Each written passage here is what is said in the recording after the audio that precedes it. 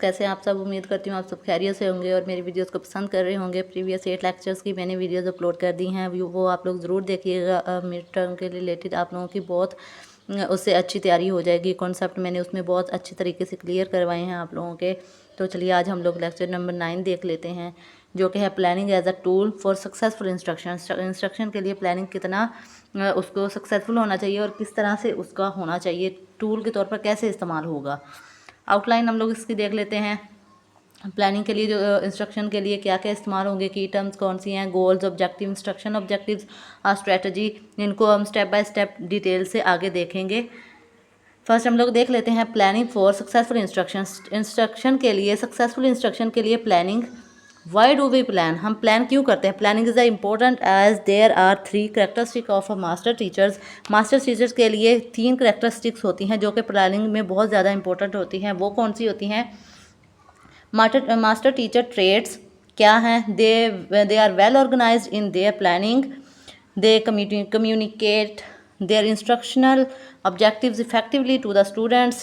They have high expectation from their students. मतलब वो अपने टीचर्स के ट्रेड्स में, अपने सब्जेक्ट्स में मास्टर होना चाहिए, वेल ऑर्गेनाइज होना चाहिए अपनी प्लानिंग में, अपने स्टूडेंट्स से इफ़ेक्टिवली कम्युनिकेट कर सकता हो और उनसे अच्छे और इफ़ेक्टिव जो है एक्सपेक्टेशन, हाई एक्सपेक्टेशन रखता हो अपने स्टूडेंट्स से।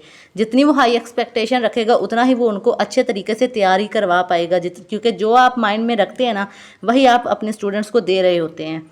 जितनी आपकी लो क्वालिटी की आप दिमाग में प्लानिंग रखेंगे, उतनी ही आप उनको लो क्वालिटी की प्रोवाइड कर रहे होंगे। तो इसलिए हमेशा प्लानिंग अच्छी रखनी चाहिए। की टर्म्स हम देख लेते हैं। प्लानिंग यूज़ करने के लिए जो की टर्म्स यूज़ होती हैं, गोल्स है, ऑब्जेक्टिव्स हैं, इंस्ट्रक्शनल ऑब्जेक्टिव्स हैं और स्ट्रेटजी है। ये 4 हैं और आपने इनको याद रख लेना है, ये बहुत इंपॉर्टेंट है। गोल्स क्या है। स्टेटमेंट है of intent stated in broad term. Goal of a teacher, यानी टीचर ने एक गोल सेट किया हुआ है कि मैंने अपने क्लास के जो बच्चे हैं उनको मैं कोई चीज़ पढ़ा रही हूँ, तो उसका मेरा क्या गोल है। इतने टाइम में मैंने उनको कितना टाइम, मतलब 1 मंथ में मैंने उसको कितना करवाना है, कितना उसका कंटेंट है वो मैंने कवर करवा देना है। अब ऑब्वियसली 40 से 45 मिनट के लेक्चर में हम लोग एक अच्छा सिटीज़न जो है ना प्रोड्यूस नहीं कर सकते। Aahista Aahista step by step उनको टाइम लगता है, जिसके वो चीज़ें सीखते हैं। एक ही दम से चीज़ें नहीं सीख सकते ना, तो इसके लिए आपको गोल्स सेट करने होते हैं कि ये मैंने गोल अचीव करना है और इसको मैंने कितने टाइम में अचीव करना है। ऑब्जेक्टिव्स क्या है। A series of small action step which are needed to achieve desired goal. मतलब स्मॉल स्टेप आप ले रहे हैं, एक सीक्वेंस से ले रहे हैं। ये नहीं कि ये चीज़ छोड़ी और अगले को पकड़ ली, अगली छोड़ी और पिछली को पकड़ ली, ऐसे नहीं करना। आपने स्टेप बाय स्टेप लेकर चलना है बच्चे को, उसमें कोई भी स्टेप मिस नहीं होगा। जब स्टेप मिस करेंगे तो obviously we could not achieve that goal, हम वो गोल जो है वो अचीव नहीं कर सकेंगे। इंस्ट्रक्शनल ऑब्जेक्टिव्स देख लेते हैं। इंस्ट्रक्शन ऑब्जेक्टिव्स वो हैं we need to be achieve by the end of the lesson. Lesson के एंड पर आपने कोई सबक करवाया है बच्चों को, तो उसके एंड पे जो उनको समझ आ गया है, जो उनको आप उनको क्वेश्चनिंग करेंगे ना, पूछेंगे उनको कौन कौन सी चीज़ उनको समझ आ गई है, तो वो होगी इंस्ट्रक्शन ऑब्जेक्टिव्स। स्ट्रेटजी हम देख लेते हैं। स्ट्रेटजी में 2 चीज़ें आ जाती हैं, एक होता है मेथड और एक होती है स्ट्रेटजी। मेथड वो होता है जब आप क्लास में अपने टीचिंग का जो आपका मेथड होता है, क्या तरीका आप अपना रहे हैं। कुछ लोग होते हैं स्टोरी टेलिंग से कर रहे होते हैं, कुछ ग्रुप में बिठाकर बच्चों को उनको काम करवा रहे होते हैं, ये होता है मेथड आपका। स्ट्रेटजी आप कौन सी अपना रहे हैं अपनी, एक स्ट्रेटजी आपने अपने दिमाग में फीड कर लेनी है कि ये स्ट्रेटजी मैंने लेके चलनी है और इसी से ही, इसी सीक्वेंस से मैंने अपने बच्चों को काम करवाते जाना है। तो ये दोनों में डिफरेंस है। स्ट्रेटजी की भी हम देख लेते हैं definition. It is method which help to achieve your objective, जो आपके ऑब्जेक्टिव्स को हासिल करने में ज़ाहिर बात है मदद करता है आपकी। क्या प्लानिंग जो है डिसीजन मेकिंग के मतलब है। जी हाँ, ये प्लानिंग जो है obviously the process of planning is very much decision making process. ये भी डिसीजन मेकिंग के प्रोसेस में आता है कि टीचर ने फर्स्टली डिसाइड करना है कि व्हाट टू टीच, उसने क्या पढ़ाना है। सेकेंडली टीचर जो है वो देखेगी कि किस तरह वो डिसाइड करेगी कि उसने कौन कौन से उसमें रिसोर्सेज इस्तेमाल करने हैं, गोल को अचीव करने के लिए उसको क्या क्या मटेरियल चाहिए होगा।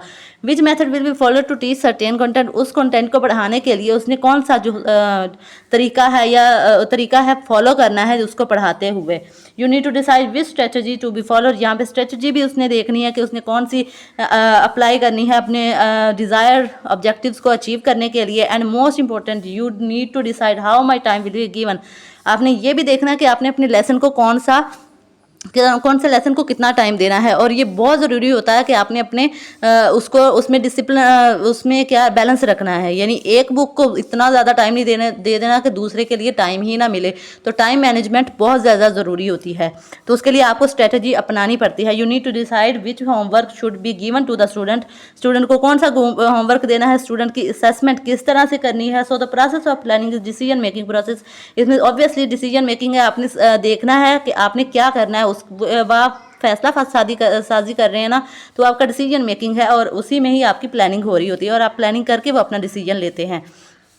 दी decision are taken by the teacher, और ये टीचर ही लेता है। If the teacher is not taking such decision then ultimately students are going to suffer. अगर टीचर जो है वो डिसीजन सही तरीके से नहीं ले रहा तो ऑब्वियसली स्टूडेंट जो है वो सफ़र करेंगे और वो मुश्किल में फंस जाएंगे और टीचर भी फंस जाएगा। Because students will not achieve anything in the class. Teacher वो उस तरह से उनको वो चीज़ मिल ही नहीं रही होगी, वो उनको उस तरह से प्रोवाइड ही नहीं कर रहा होगा ना चीज़, जिस तरह जो उसने गोल्स अपने सेट किए हुए हैं। जब उनको टाइम नहीं देगा, जब उनको उस तरह से अप्लाई नहीं कर रहा होगा, 40 to 45 minutes period will not serve the purpose and this time is not maximise students learning. 40 से 45 मिनट का टाइम स्टूडेंट्स की जो लर्निंग के लिए है वो ज़्यादा नहीं है, बिल्कुल भी नहीं है। क्योंकि आहिस्ता आहिस्ता इतना टाइम देते जाएंगे ना, तो फिर आप वो अपने जो है ना डिज़ायर गोल हासिल कर सकेंगे। All this decision are the part of decision making. ये डिसीजन मेकिंग के पार्ट का ही हिस्सा है। एलिमेंट्स ऑफ प्लानिंग देख लेते हैं। टॉपिक है what teacher is going to teach. Teacher क्या पढ़ाने जा रहा है। ग्रेड लेवल क्या है, आपने ये भी ध्यान में रखना है, आप कौन से ग्रेड को पढ़ा रहे हैं और उसमें आपने कौन सी स्ट्रेटजी को अपनाना है। ये नहीं कि नर्सरी के बच्चों को 2 क्लास के मेथड से पढ़ा रहे हैं और 2 क्लास को नर्सरी के मेथड से पढ़ा रहे हैं। तो ये आपने बहुत ध्यान से देखना है कि आपने हर ग्रेड लेवल के लिए अलग स्ट्रेटजी अपनानी है। गोल क्या है आपका, गोल आपका ये होना चाहिए कि आपने जो भी कुछ पढ़ा रहे हैं उसका आपका मकसद क्या है, उसको पढ़ाने का, उससे आप क्या हासिल करना चाहते हैं। तो जो आपका गोल होगा वो whatever the goal you have selected must be student oriented। जो भी आपने गोल सेलेक्ट किया है वो स्टूडेंट ओरिएंटेड होना चाहिए। इंस्ट्रक्शनल ऑब्जेक्टिव्स, ये हमने पीछे भी पढ़ा है कि आप क्या ने ऑब्जेक्टिव दैट आपने कोई भी लेसन पढ़ाया उसके एंड पे जो आपको उनको हासिल हुआ, जो उनके दिमाग में बैठ गया, जो चीज़ उनको मेमोराइज रह गई है, वो है आपकी instructional objectives. Okay, cognitive level क्या है। Cognitive level checks being teacher when we plan lesson. हम जब कोई भी लेसन प्लान कर रहे होते हैं, I also decide the strategy by which we can know that what student have learned. हम लोग देख रहे होते हैं कुछ स्टूडेंट जो हैं बहुत अच्छे जल्दी से सीख लेते हैं, कुछ स्टूडेंट जो होते हैं जो थोड़ा लेट सीखते हैं। It is important for the teacher to know that the prior knowledge of the students. इसमें प्रायर नॉलेज शुरू से ही चलती आ रही है तमाम चैप्टर्स में कि ना टीचर को ज़रूरी है कि वो उनके बच्चे की प्रायर नॉलेज को ज़रूर जांच ले। और प्रायर नॉलेज क्या होती है, बच्चे का पहले से मौजूद इल्म। अगर बच्चे को हम जमा के सवाल तकसीम या ज़रब के करवा रहे हैं तो बच्चों को जमा के सवाल पहले से आते होने चाहिए, फिर ही वो आगे का प्रोसेस कर सकेंगे। Teacher use many strategies to check the cognitive level of the students. Some teachers use questioning method. Some teachers go for brainstorming. बच्चों के जब कॉग्निटिव लेवल चेक करने के लिए कुछ लोग क्वेश्चनिंग करते हैं और कुछ ब्रेन स्टॉर्मिंग करते हैं। In brainstorming a teacher write some words to और question in a circle and ask the students to response. Students come up with different responses. Teacher जो है ब्रेन स्टॉर्मिंग कैसे करती है, एक सर्कल लगा देगी बोर्ड पर और उसमें कुछ भी लफ्ज़ लिख देगी, तो उससे रिलेटेड उससे क्वेश्चन करना शुरू कर देगी और उसके दिमाग में जो उससे रिलेटेड आता जाएगा तो वो होगा उसका brain storming. Teacher does not omit anything. He writes the response of every student. It is beneficial for the teachers to check the cognitive level. ये beneficial है टीचर के लिए कि वो किस बच्चे का cognitive level चेक कर सकती है और ये इनकरेज भी करता है स्टूडेंट्स को कि वो क्या बोल रहे हैं। Teacher writes on the board, teacher board पे लिख देती है। In higher classes questioning is frequently use for this purpose. Higher classes में ये क्वेश्चनिंग बहुत ज़्यादा मकासद के लिए इस्तेमाल की जाती है। It is important for the teacher to identify the strategy to check the cognitive level of the student. Cognitive level को चेक करने के लिए टीचर्स को ये स्ट्रेटजी अपनानी चाहिए और आइडेंटिफाई करना चाहिए। स्टूडेंट्स कैरेक्टरिस्टिक्स हम लोग देख लेते हैं। Students have their on characteristics. Her students की अलग करेक्टरिस्टिक्स होती हैं। कुछ स्टूडेंट्स होते हैं वो बहुत जल्दी काइनेस्टिक लर्नर्स होते हैं, कुछ होते हैं स्लो लर्नर्स होते हैं, कुछ बहुत ही ऑब्जर्विंग लर्नर्स होते हैं जो देख कर सीख रहे होते हैं। कुछ अपने दोस्तों के साथ मिलकर काम करने से ज़्यादा जल्दी सीखते हैं, अपने दोस्तों के साथ डिस्कस करने से ज़्यादा सीखते हैं। कुछ होते हैं जो सुन के सीख रहे होते हैं, कुछ देख कर सीख रहे होते हैं। तो ये स्टूडेंट्स की करेक्टरिस्टिक्स हैं। Student characteristics are the important element of planning. ये भी प्लानिंग का एक इंपॉर्टेंट पार्ट है। It means that we need to decide what we teachers are going to provide for auditory learners. मतलब आपने ध्यान में रखना है कौन सा बच्चा जो है किस तरह से अडॉप्ट कर रहा है, तो आपने उसके लिए वही तरीका अपनाना है। विजुअल लर्नर्स के लिए आप वीडियोस वगैरह कर सकते हैं। काइनेस्टिक लर्नर्स के लिए उनके रिलेटेड, तो ये टीचर ने उनकी नीड पर डिपेंड करता है कि बच्चे चाहते हैं टीचर वही तरीका उनके लिए अपनाएं। रिसोर्सेज क्या है? रिसोर्सेज क्या होते हैं क्लासरूम में आपका होना चाहिए, बोर्ड होना चाहिए, उस पर लिखने के लिए हर चीज़ आपके पास प्रोवाइडेड होनी चाहिए, मौजूद होनी चाहिए। बोर्ड होना चाहिए, एक्टिविटी शीट्स, मल्टीमीडिया, यानी कि अगर क्लास में कोई लगी हुई है, एलईडी लगी हुई है, उस पर आप छोटे बच्चों को पढ़ा रहे हैं तो उसमें पोएम्स, रीम्स, उनके जो साउंड्स होते हैं अल्फ़ाबेटिक साउंड्स वो लगा दें। बच्चे उनसे भी अडॉप्ट कर रहे होते हैं। तो ये होते हैं क्लासरूम के रिसोर्सेज।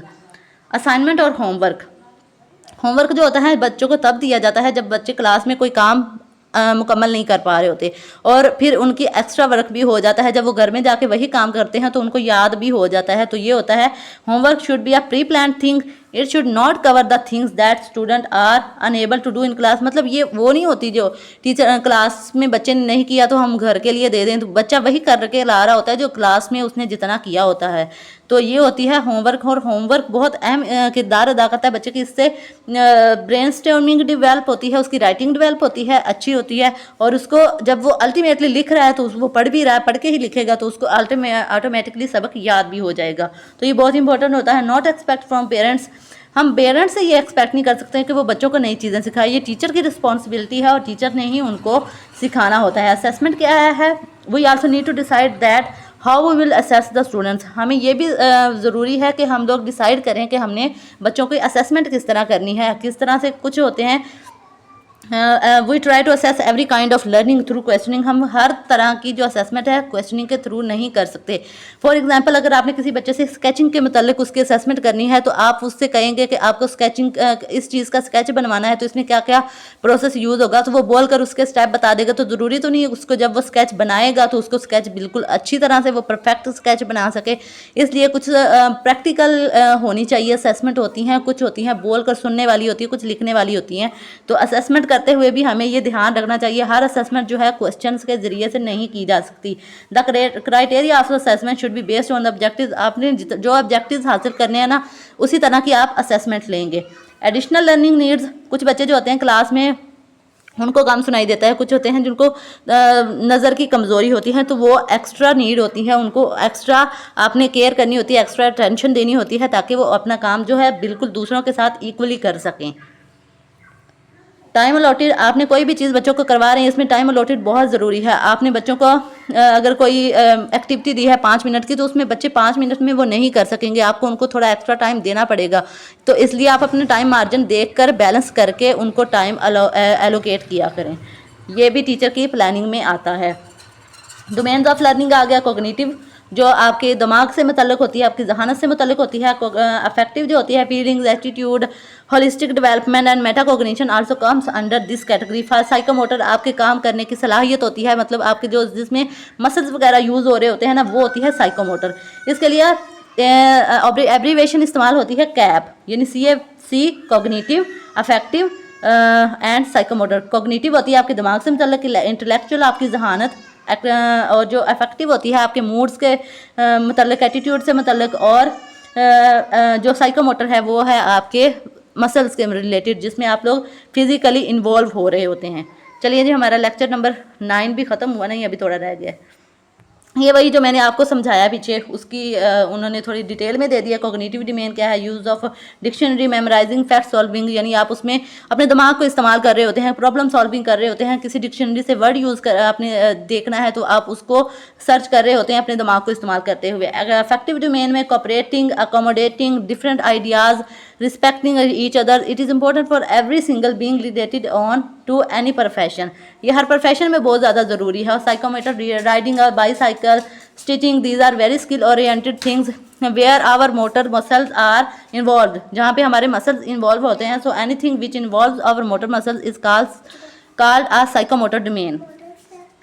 काइनेस्टिक लर्निंग क्या होती है? Also known as tactile learning. It is a learning style in which learning takes place by the students carrying out of physical activities. Physical activities से कैरी आउट होता है इसमें बच्चा, तो ये भी बहुत इंपॉर्टेंट है। आपने एब्रीवेशन ये इसकी तारीफ ज़रूर याद कर लेनी है, MCQs और शॉर्ट क्वेश्चन में आ सकती है। तो चलिए हमारा लेक्चर ख़त्म होता है, मिलते हैं अगले लेक्चर में। तब तक के लिए मुझे दें इजाज़त, अपनी दुआ में याद रखिएगा और मेरा चैनल जो है सब्सक्राइब कर लें, वीडियो को लाइक कीजिएगा, कमेंट कीजिएगा। तब मिलते हैं।